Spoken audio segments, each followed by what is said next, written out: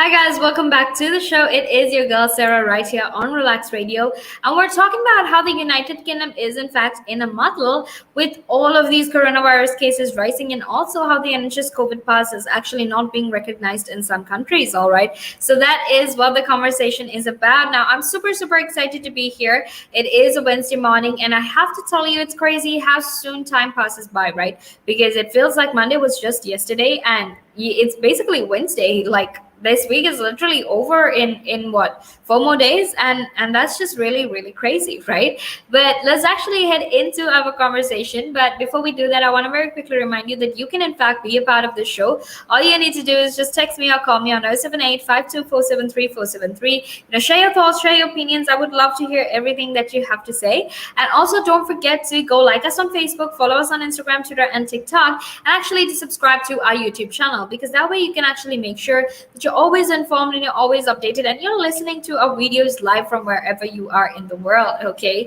so don't forget to do that. Now, something else that you can obviously do is download the app as well, because that's available on both the Apple App Store and the Google Play Store. So you can listen in from your iOS or even your Android device and make life actually much easier for you as well. Okay, so don't actually forget to do that. And now let's actually get into our conversation, because we're going to be talking about how the United Kingdom is actually in a muddle. So let's answer this question. Is coronavirus on the rise again? What exactly is happening with that? Well, the truth is, ever since the country opened up and we had tourists come in, and everything basically changed, we tried to go back to normal way too soon, at least in my opinion.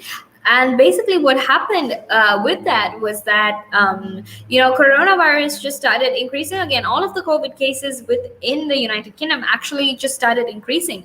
And the truth is, obviously, right, when you ask people to not wear masks simply because they're fully vaccinated, or when you suddenly start having all of these big music events, music festivals, that I'm pretty sure you can live without it for a few months, at least until this pandemic is over. I mean, we survived for like 1.5 years, right, without going to music festivals. So it's pretty much easy for us to do that, continue doing that, until we get rid of this pandemic. Okay, so like I said, we opened up the country, we had all of these music festivals, people weren't really required to wear masks unless they were in indoor settings, and fourthly, we had tourists coming in as well, and especially if they were fully vaccinated, they didn't have to quarantine or self-isolate, and that was in fact one of the biggest problems, right? Now, deaths from COVID-19 are actually now averaging 100 a day across the United Kingdom, and this is according to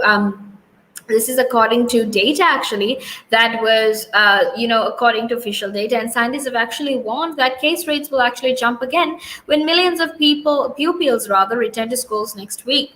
All right, now the thing is, we want things to get back to normal, sure, but even if that's the case, if we're putting the entire country at risk, then we really can't get back to normal, because even though we've taken all of these steps, we've gotten people vaccinated, we're still seeing a rise in coronavirus cases, right? Which means that the steps that we're taking right now, that's not enough. It's actually not enough. And sure, I understand we have to take care of the economy. We need to make sure that we boost our economy, but not at the expense of the lives of the citizens of the United Kingdom.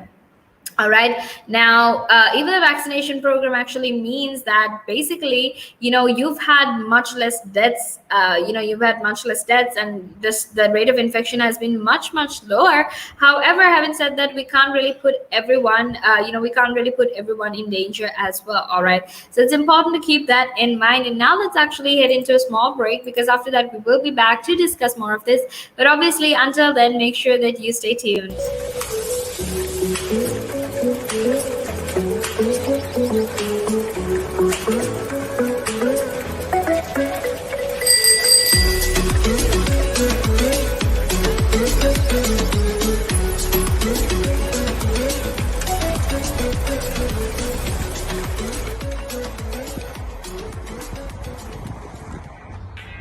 Cycling in London is not child's play.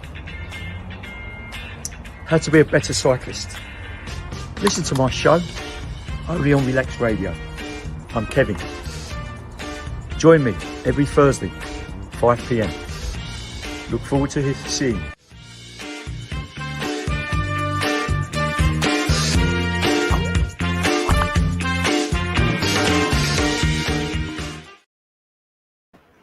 Hi guys, welcome back to the show. It is Sarah, and it's in fact the final few minutes of the first hour of the show. But don't worry, because I'm here to keep you company all the way until 9 a.m. All right, which means I'm going to be sharing a lot of interesting and informative conversation with you. So don't be shy to actually get on board and share your thoughts and opinions with me. All right, because all you need to do is just text me or call me on 078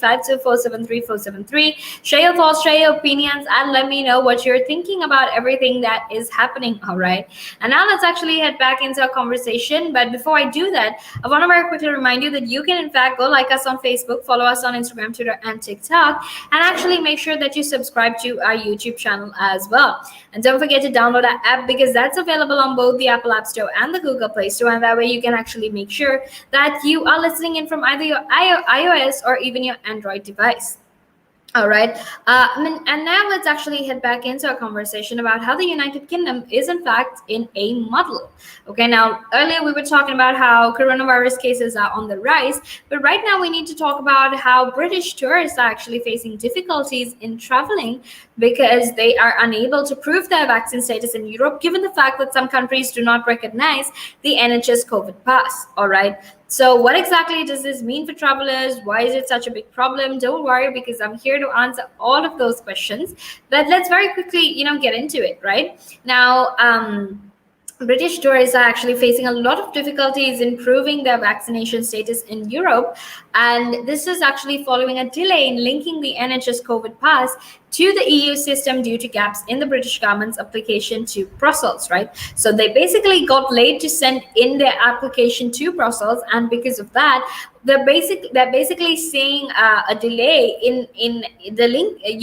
They're basically seeing a delay in the link of the NHS Covid app and the EU, and the EU system, right? Now, an IT tie-up would essentially ensure that automatic recognition across the 27 member states of the information held on the NHS app, right? And that would actually facilitate both international travel and access to hospitality where proof of vaccine status is actually required. Okay. Now, the UK government actually made an application to link up the EU's digital COVID certificate on 28 July, but obviously the European Commission has held off on giving its approval as it has actually sought extra technical information from Whitehall.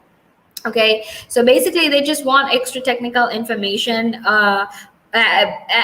to essentially make sure that the NHS COVID pass is accepted and recognized in other countries. It's just taking a bit of time because they want extra technical, information. Now, at least 19 EU countries, right, including major tourist destinations such as France and Spain, have unilaterally accused the NHS app as proof of vaccine state, or rather accepted the NHS app as proof of vaccine status, and difficulties remain for some travelers from England and Wales due to the lack of pan-EU recognition.